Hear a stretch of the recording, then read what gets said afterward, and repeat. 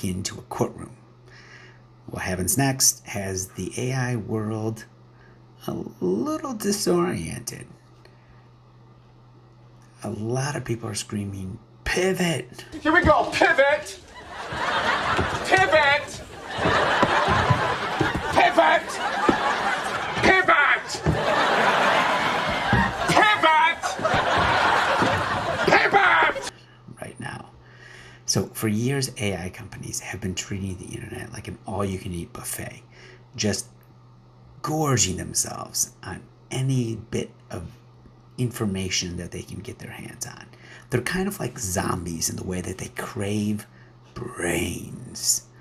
So books, code, all those things have been going into AI. Another thing, legal opinions.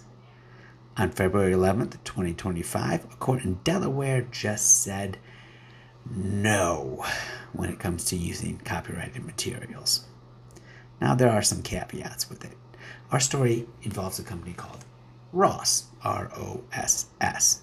And like our favorite paleontologist, this Ross also claims to have a PhD, but this one in legal research. They wanted to build an AI system that could help lawyers easily find relevant cases and legal information. It's pretty cool, right? Here's where it gets interesting. Thomson Reuters, the company behind a website called Westlaw, think of it as a Google, but for lawyers. They sued Ross for using their copyrighted content to train their AI.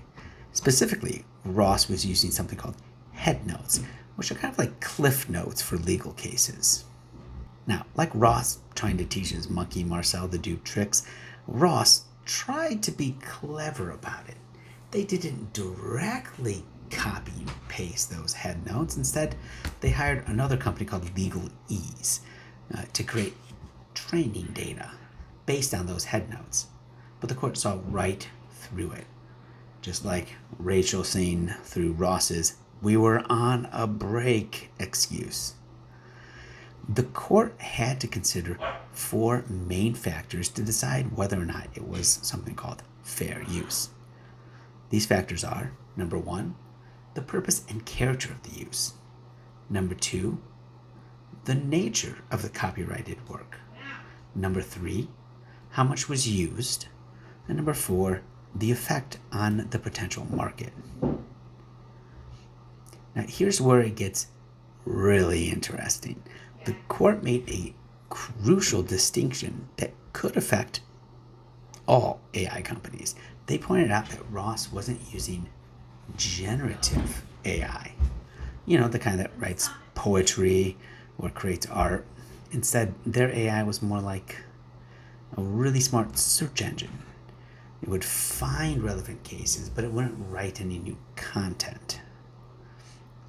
So why does this matter?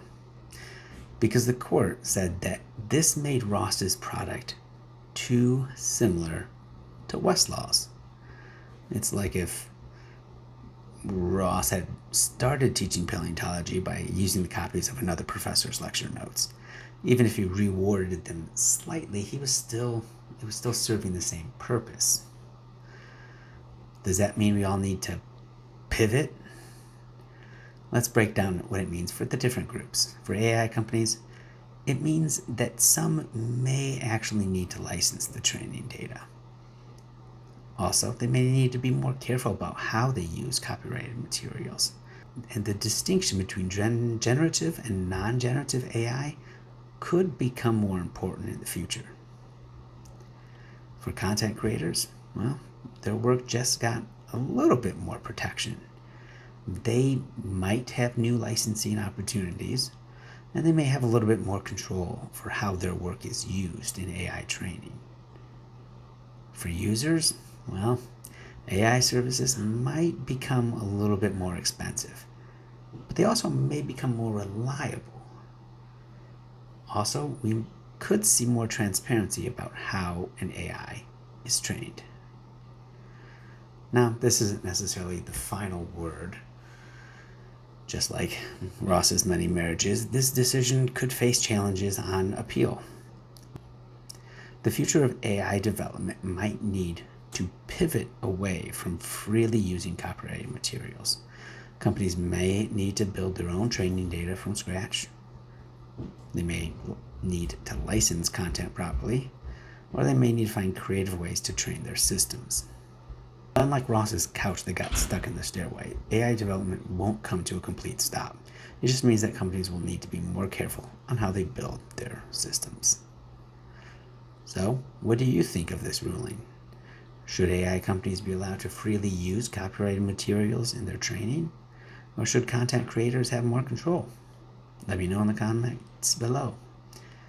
And if you want to stay up to date on how technology and law are colliding in fascinating new ways, don't forget to like and subscribe. Just try to be more successful at it than Ross is at his relationships. Yes! Oh, here we go. Pivot! Pivot! Pivot! Pivot! Pivot! Pivot! Shut up! Shut up! Shut up! Okay, I don't think it's gonna pivot anymore. You think? All right, let's bring it back down and try again. Okay. Oh.